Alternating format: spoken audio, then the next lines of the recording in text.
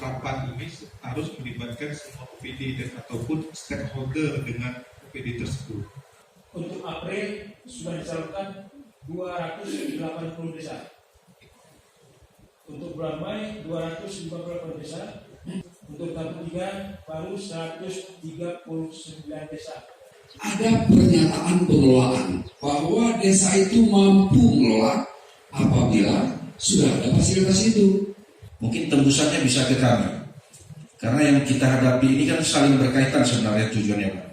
Mengumumkan kepada masyarakat bahwa memang persampahan itu tugas kita bersama.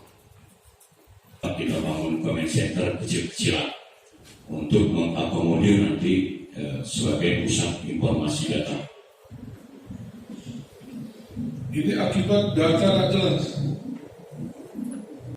Bagaimana kita dapat menciptakan pembangunan berdasarkan satu data di dalam dampak COVID-19, tingkat kemiskinan non permanen ini jangan dijadikan permanen. Ini maka ada keuntungan rapat data ini bukan hanya untuk pencacah plastik, tetapi untuk memproses sampah menjadi kompos. Sudah kami sampaikan. Karena partisipasi pemerintah daerah luar biasa, Pak Bupati.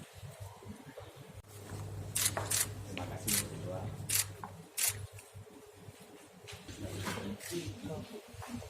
Kan dia input apa masukan, karena satu data kita nanti. Itu tujuannya satu data untuk